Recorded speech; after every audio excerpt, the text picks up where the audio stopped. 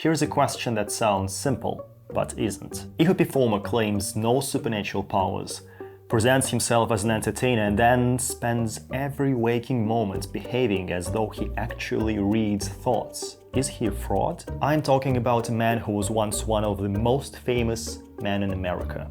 His name was Joseph Dunninger. As his show opened, a mysterious silhouette appeared on screen. And before Dunninger had said a single word, the announcer read the following. Dunninger disclaims the possession of any supernatural or psychic powers and insists that the purpose of his demonstrations is only to entertain you. Fair enough, a clear, rational disclaimer. And then after that disclaimer, the announcer continued. Nevertheless, his telepathic mysteries have never been satisfactorily explained or duplicated. So, which is it? Entertainment or unexplainable telepathic mysteries? That is the question Joseph Dunninger spent 60 years carefully, deliberately, never answering. And it made him one of the most famous people in America.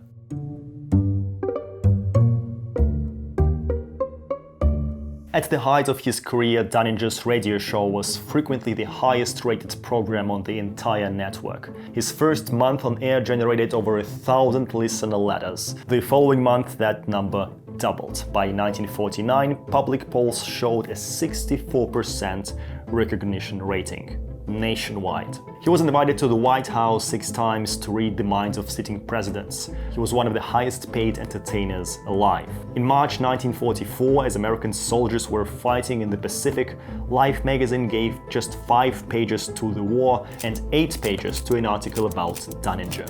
So Dunninger was not just a local curiosity. This was a man who shaped American broadcast entertainment. Which means the question I just asked you about honesty and about fraud is not a small one, since it affected millions of people. So who was Dunninger? He started as a boy magician. He did stage shows, card tricks, and the classical repertoire of the time. He was technically proficient, disciplined, and very ambitious. But he watched the landscape and made a calculation. Audiences were getting more and more sophisticated and more spoiled. The era of elaborate stagecraft and huge stage shows was starting to feel old-fashioned. And here is the crucial decision that changed everything. Slowly and methodically, Dunninger began replacing magic tricks with what he called mental demonstrations, thought reading, telepathy, predictions. And he was always very careful about what exactly he claimed about those demonstrations. Here is Dunninger in his own words from a 1955 interview. "I never say I'm a mind reader. I never will. I read thoughts. It's not supernatural. I'm not psychic. I'm basically a showman. The mind is capable of doing 90% more than we do with it. Nature has given us many abilities we haven't used for generations. I have taken a faculty and developed it more than my fellow men." And as the journalist wrote afterwards, each time you read this paragraph, it will say less to you. Because, to paraphrase it, Dunninger said, "I'm a showman and don't have extra powers and can't read minds. Yet I do have a special ability, but I won't tell you whether it's mental or physical."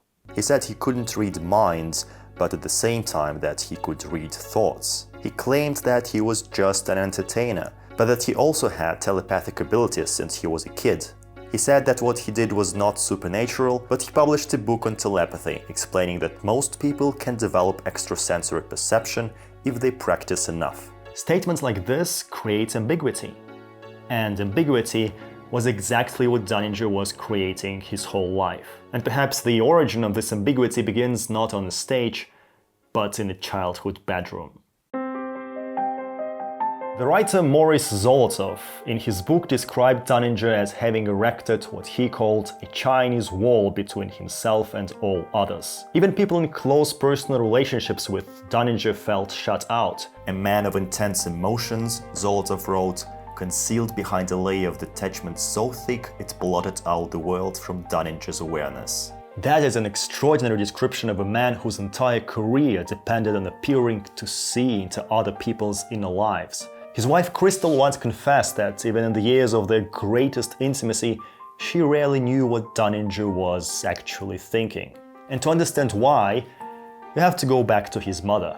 Lena Gottschalk was controlling, high-strung, and not easy to love or be loved by. She used imaginary illnesses to keep him close and was reportedly so jealous of his affection that she actively worked to prevent him from marrying. He claimed that his mother was the first person with whom he achieved a telepathic connection, that this began when he was 4 years old, that they could carry on long conversations without speaking a word.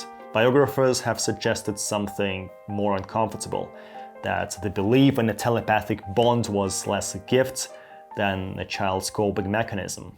A child who couldn't get his mother's love, inventing a connection she never actually gave him.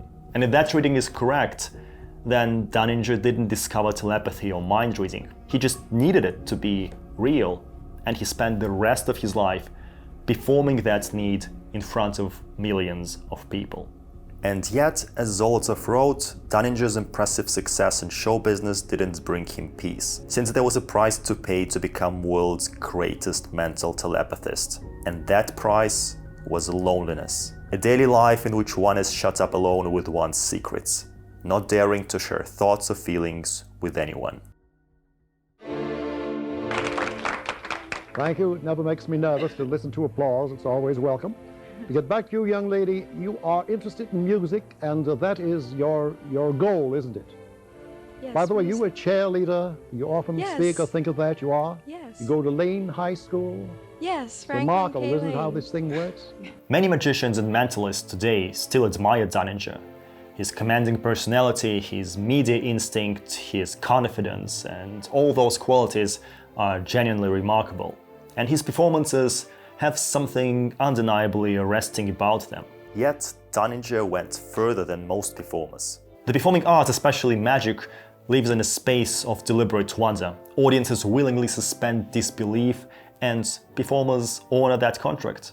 Dunninger bent that contract. He left his audience wondering, if you concentrate hard enough, could mind reading actually be possible? Joseph Dunninger was not the greatest mind reader who ever lived. He was something more interesting and more complex and more troubling.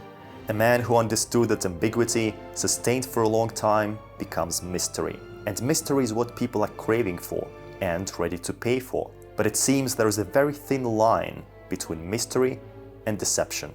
After 60 years of his career, did he still know the difference himself? Nobody, not even his wife Crystal, ever knew the answer.